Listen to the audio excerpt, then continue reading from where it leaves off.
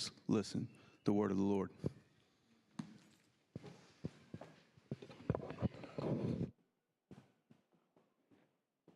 Well, Citylight, it's a privilege to be here.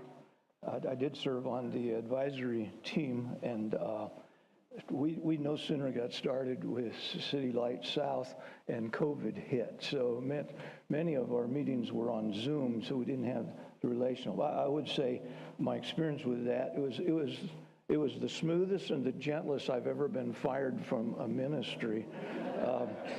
We showed up here in the back. We were back in person again, and Gavin Johnson and Chris Ruska and myself were handed a T-shirt and a gift and thanked for our service, and that was the end of our ministry. So anyway, 2 years later, it's good to be back with you. Jesus said, repent, for the kingdom of heaven is at hand, chapter 4, verse 17 of Matthew. And with these words, the Lord reignited the dormant longings of many generations. Their Old Testament hopes for a righteous king who would reign over a righteous kingdom and rule sovereignly over the entire world had been crushed time and again by the invasion of foreign powers. Even on this day, the heavy boot of the Roman Caesar was placed upon their throat almost in suffocation. But suddenly there arrived on the scene one who spoke words that they had desperately prayed to hear. The kingdom of heaven is at hand. By the time he had completed the declaration of his manifesto, that is, the policies, practices, and principles of his reign, the public anticipation had risen to a fever pitch. When he completed his Sermon on the Mount, they simply stood in stunned silence. Chapter 7, verse 28 says, the crowds were astonished at his teaching, for he was teaching them as one who had authority, not like their scribes. And then he added to his incomparable words his incomparable works. You've already looked at in Mathew his personal touch when he cleansed a leper, or his distant command to the centurion's servant that he be made well. Demons fled when he commanded them such. Diseases lost their hold and their power. Storms were stilled simply because his voice rebuked the winds and the waves. A paralyzed man stands up, rolls up his mattress, and carries it home without even 1 hour of physical therapy recovery. A grieving father embraces his raised from the dead 12-year-old daughter again.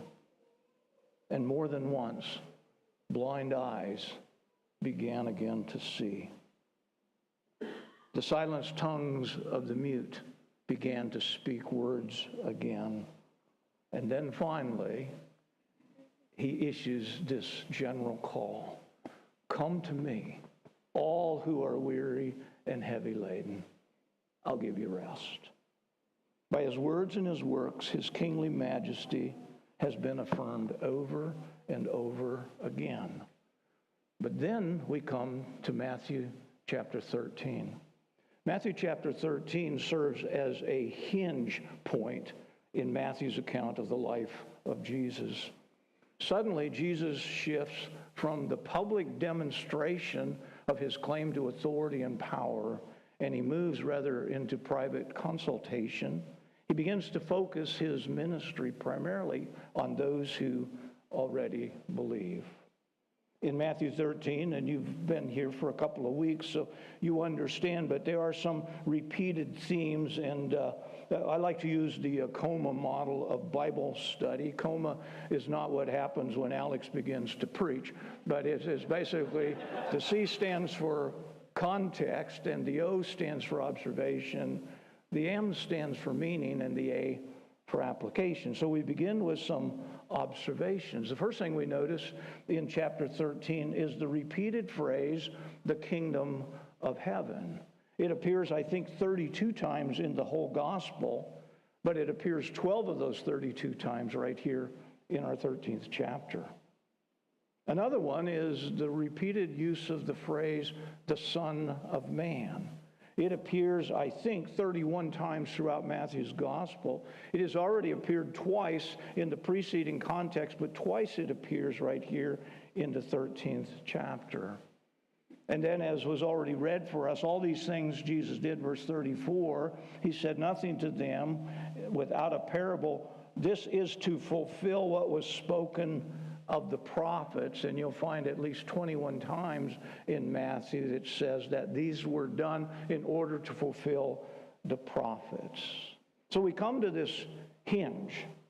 And notice how it shifts. In chapter 12, verse 46, it says, while he was still speaking to the people, behold, his mother and his brothers stood outside, asking to speak to him. But he replied to the man who told him, who is my mother and who are my brothers? And stretching out his hand toward his disciples, he said, here are my mother and my brothers. Whoever does the will of my Father in heaven, he is my brother, sister, and my mother. He clarifies those who are in and those who are out.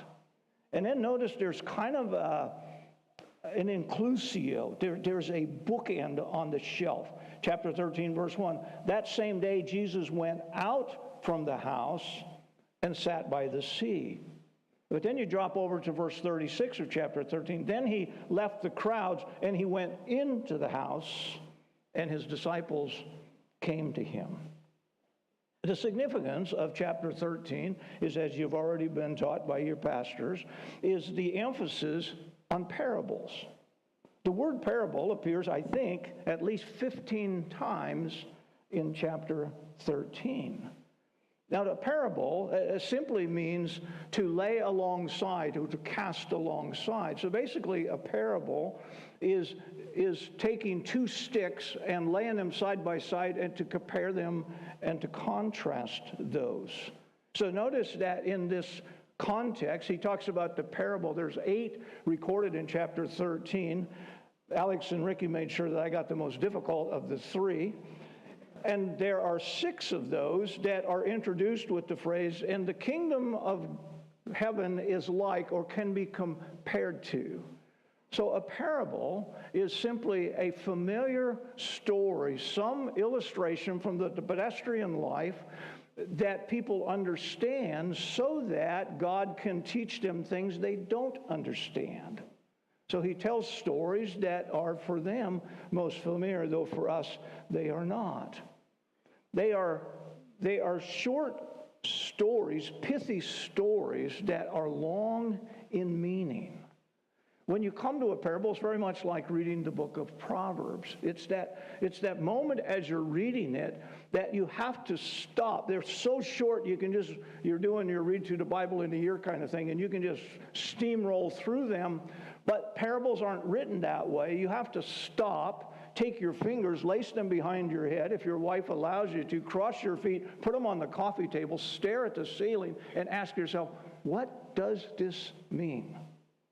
Now, the danger in interpreting a parable is that we make every little rock, stone, and detail speak to some spiritual truth, and they're not crafted that way.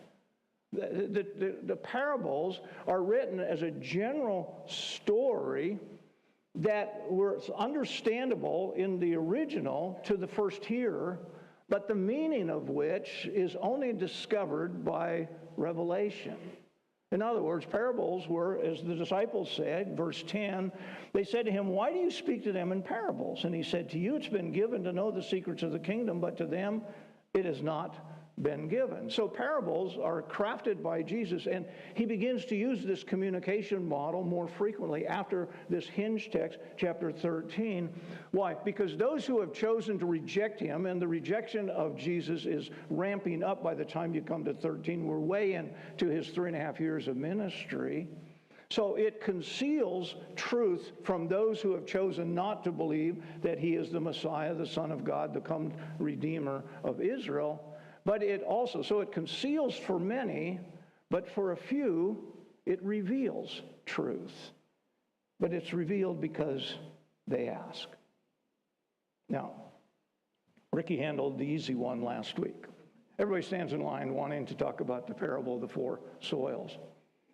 The bottom line came to this, that the effectiveness of the gospel, the word that is received, the word of the kingdom, is determined by the condition of the heart that hears it, the condition of the soil. But it was both encouraging for those of you that are sharing Jesus with your friends and associates at school and at work to realize that only 1 out of 4, 25%, actually receive the word and produce fruit that evidences eternal salvation. Many receive it, but they never finish well or follow through. So he's encouraging the disciples who he is preparing to send out. He is encouraging them that as you go and you preach this message of the kingdom, don't anticipate that we will ever be the moral majority, because the reality is that at least 75% of those, even if for a moment they feign belief, that the reality is that maybe 25% will endure to the end. That was probably not the most encouraging thing the disciples could have heard, and yet. Then we come to the second parable. Jesus graciously interprets that one for them. And then he comes to the second parable, which is the one that was already read, starting in verse 24. He put another parable before them, saying, "The kingdom of heaven may be compared to a man who sowed good seed in his field.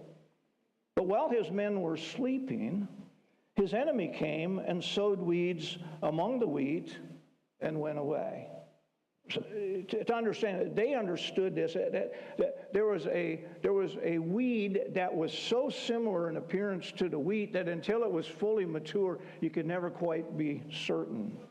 It was an active violation of a Roman law, in fact. The Roman law had a law that said that you cannot get revenge on your neighbor by going into his field and sowing this weed, this in there, because it would choke out. The roots of the good and the bad would be so intertwined that you could not remove the weeds without destroying the good. And so they understood that what he did was a violation of Roman law, and there was a penalty to be paid for that. So when the plants came up and they bore grain, when the weeds also appeared. And the servants of the master of the house came and said to him, "Master, did you not sow good seed in your field? Did you buy that cheap stuff that was all mixed in? Or weren't you selective? Well, it's his field, and it's his seed, and he's doing the sowing."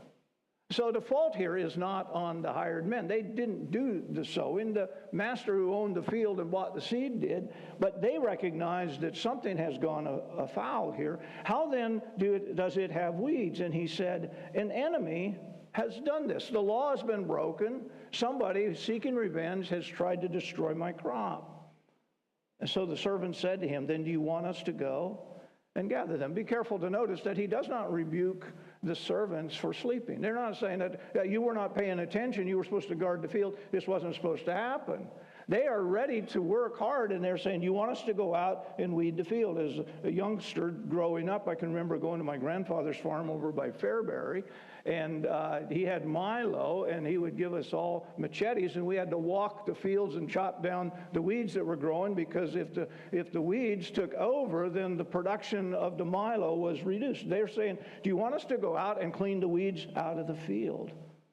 But he said to them, "No, lest in the gathering of the weeds you root up the wheat along with them." Be careful about doing the right thing at the wrong time and in the wrong way. The damage to the good can be so great that it is not worth the removal of the bad. "Let them both grow together until the harvest.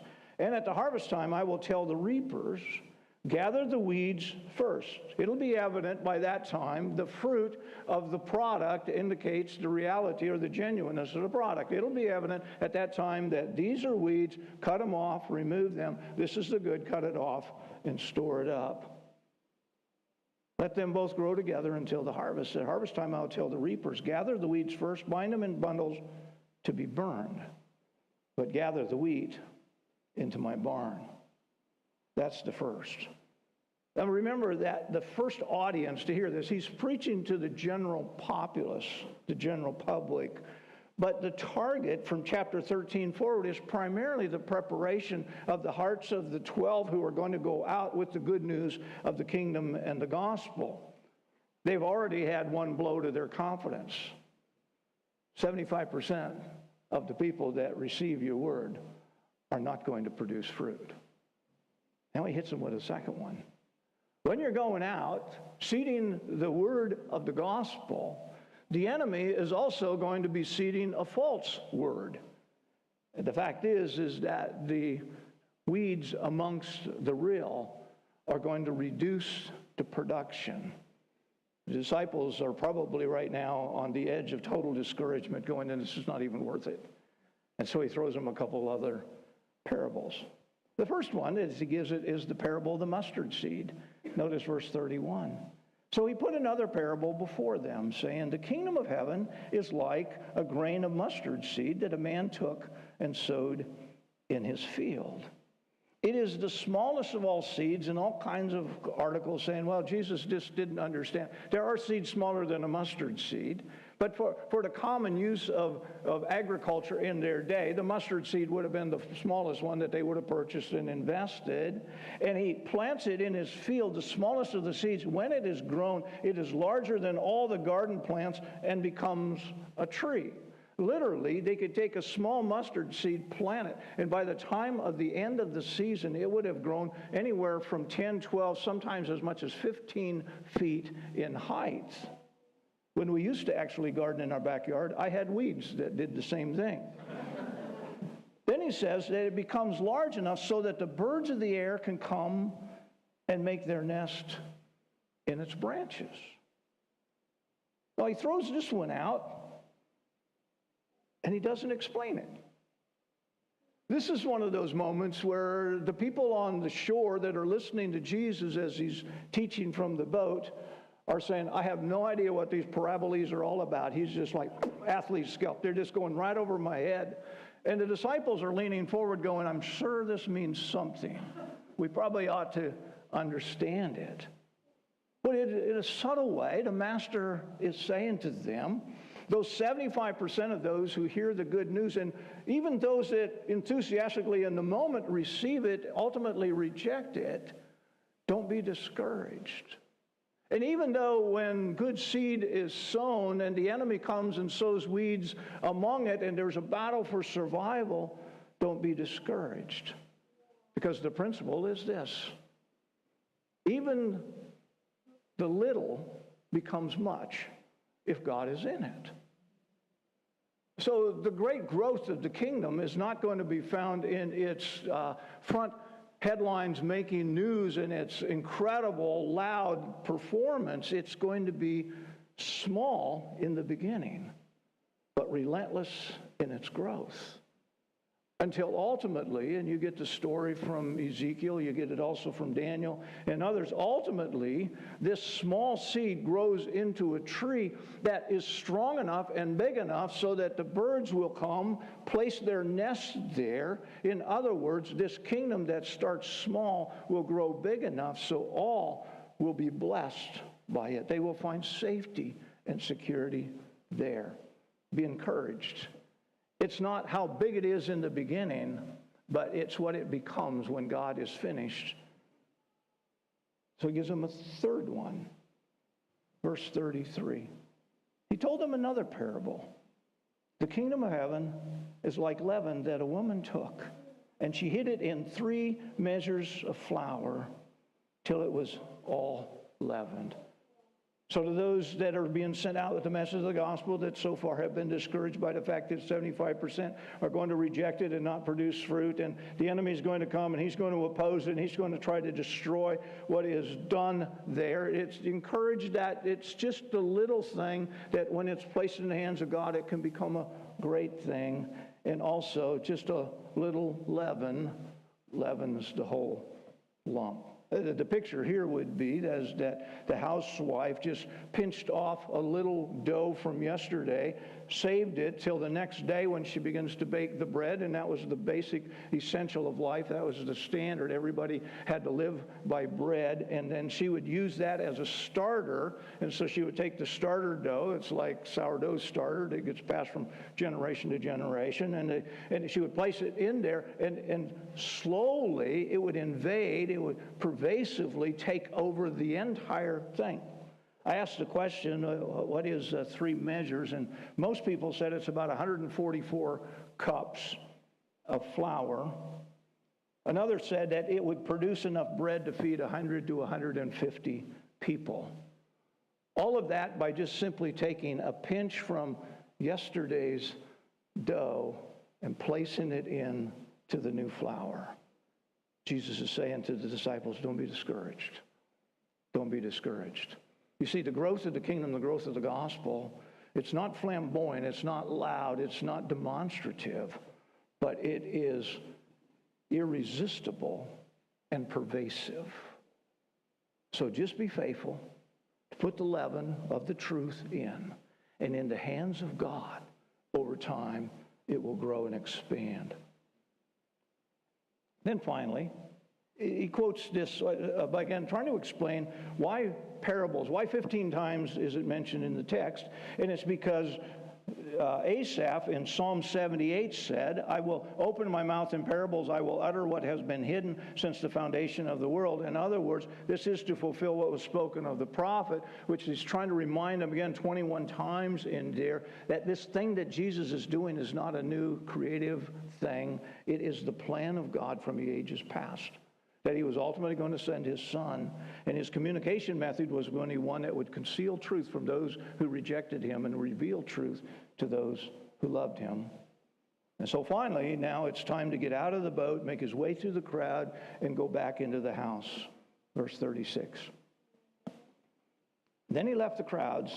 He went into the house, and his disciples came to him, saying, explain to us the parable of the weeds of the field. I thought that was interesting when I read that. I read it a couple times. They don't say, explain to us the wheat and how it multiplies and grows. And they don't say, explain to us the mustard seed story and explain to us the pinch of dough that has a little leaven in it, but they're hung up on the weeds. Explain to us the weeds of the field. Now, just momentarily, there is a Christian education framework or model that appears in the Gospels, and you don't have to put an extra quarter in the offering box for this one. You can just take this with you. You see, the beauty is learning to handle parables well. Don't make them more than they are. And as you read them, be ready to lace your fingers behind your head and think deeply about what they are. Recognize that you have to interpret a parable, first of all, through the eyes and in the Jesus boots of those who walked with him then, not in our own culture and time. But there's this model for how Jesus ministers truth that goes through the Gospels. I think it's a great 4-level Christian education model for every church. Notice that he begins with proclamation. He preaches to the masses. Out of that, there are some whose hearts are stirred to go, what does that mean? Most everybody's going, what does that mean? But only a few of them care enough to come to him and said, Lord, can you explain to me what it means? So you go from proclamation to interpretation. And then out of those that understand what it means, there's another level, and it gets even smaller at this point. And those who say, in light of what it means, what am I supposed to do? How is that supposed to change? What's the so what? It's called application. And then finally, just a handful make it to the 4th level, which is imitation. I want to be like you. From proclamation to interpretation to application to imitation. And you'll see that flowing through the Gospel of Matthew. The disciples have made it to step 2. Lord, can you explain to us what the parable of the weeds of the field? And he said, and now he gives them the formula to unpack it. The one who sows the good seed is the Son of Man. The Son of Man.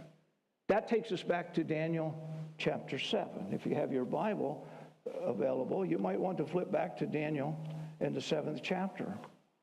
Because if he's going to refer to the Son of Man 31 times in the Gospel, we probably ought to know who that is. Daniel says in verse 13 of Daniel 7, I saw in the night visions, and behold, there was in the clouds of heaven came one like a son of man, and he came to the Ancient of Days and was presented before him, and to him was given dominion and glory and a kingdom, that all peoples, nations, languages should serve him. His dominion is an everlasting dominion which shall not pass away, and his kingdom one that will not be destroyed. Over in verse 27, the kingdom and the dominion and the greatness of the kingdoms under the whole of heaven will be given to the people of the saints of the Most High. His kingdom will be an everlasting kingdom, and all dominions will serve and obey him. The one who sows the good seed is the Son of Man. Speaks, Jesus' favorite title for himself, speaks of his humanity, speaks of his humility, but it also speaks of his destiny. In the moment, they have seen him, they have seen the works that he's done, they have heard the words that he's spoken, but they've given him the Heisman over and over. They've rejected, but that doesn't matter. God himself, in the Son of God, Jesus, is the one that's planting good seed. The seed that he's planted is in the field, which is the world. In the last parable, we thought about the field as being the souls and the hearts of man. In this case, it's the world, and the good seed that is planted is the sons of the kingdom. In the last parable, the good seed that was planted was the words of the kingdom, the gospel. The weeds are the sons of the evil one, and the enemy who sowed them is the devil.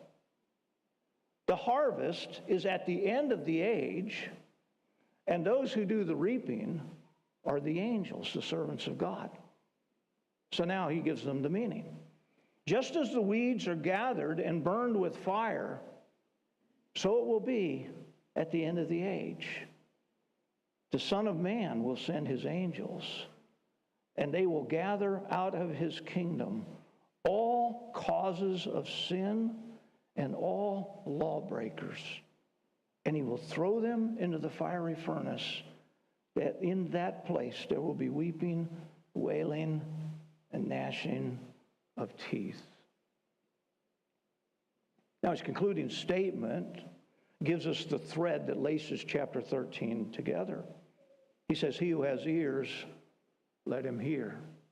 So in our observation, we noticed that he has talked about hearing over and over in the chapter. 13:9, he says, he who has ears, let him hear.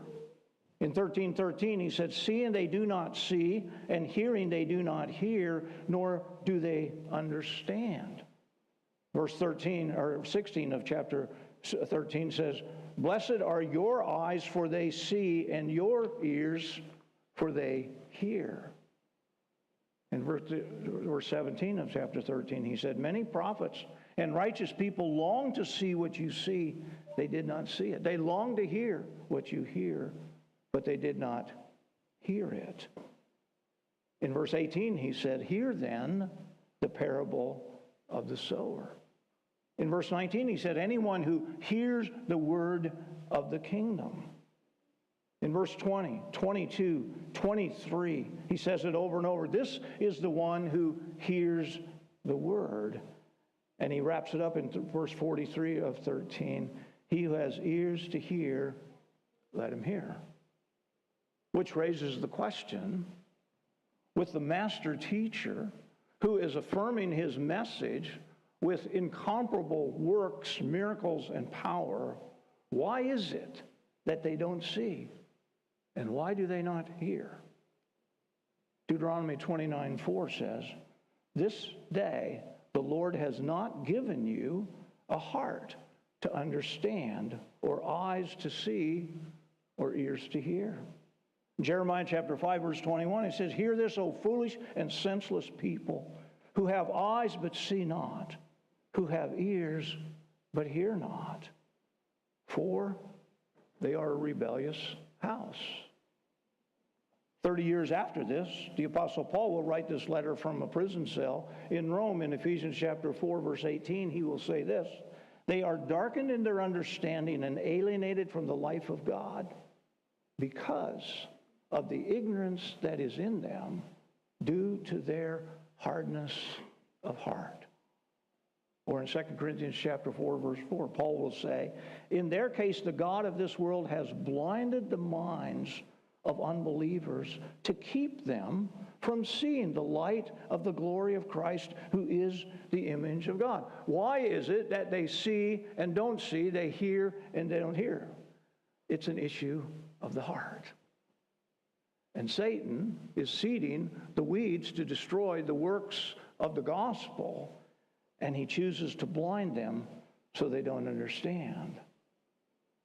And so the sower, who is the Son of Man, sows the field, which is the world, with good seed, which is the sons of the kingdom, amongst which are the weeds, who are the sons of the evil one, or as Jesus said in John chapter 8, you are of your father the devil, and the enemy is actively at work there, and the harvest at the end of the age is the ultimate day of judgment, where God himself knows who are truly followers of his and those who are not. As when you were in the Sermon on the Mount, chapter 7, he will say, many said to me in that day, didn't we not heal in your name? Didn't we cast out demons in your name? And he will say to them, depart from me. I never knew you. At the end of the age, those who are real become evident, and those who are not also. The angels are the ones that do the reaping.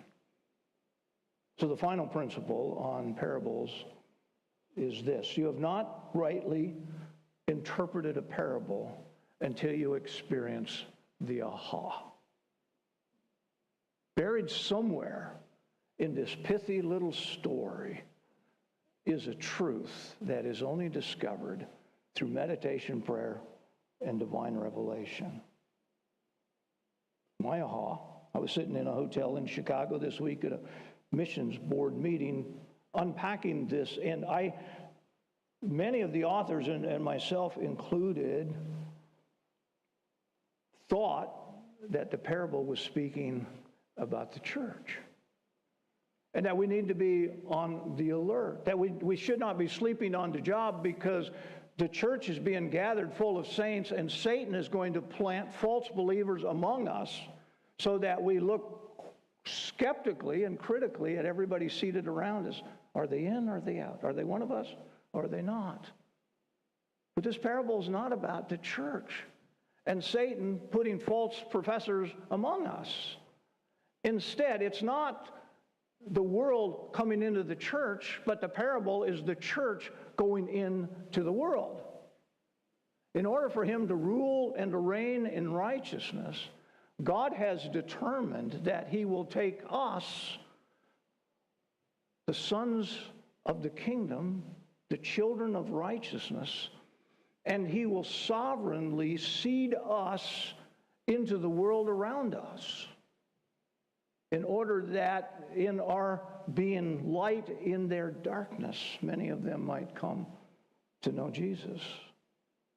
One author put it this way: it is eschatological anticipation, not ecclesiastical deterioration. I only threw that in so you would think I was smarter. No, really not. Take away lessons for first hearers. You have to ask yourself, what did the first hearers take away? And then we'll know what God wants us. The first thing that he wanted the disciples to understand, that is, when God does a great work, opposition is certain to come. Whenever God initiates a great work, difficult times will come. It's a biblical truth. Satan will not rest. He is relentless in seeking to destroy what God has done. The second truth: true belief grows undeniably evident over time. The seeds in the four soils.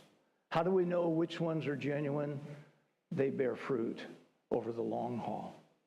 In this one, how do we know which are the tares and which are the real fruit, the wheat? Time will tell. How do I know if my profession of faith is legit? It's those who endure to the end who are saved.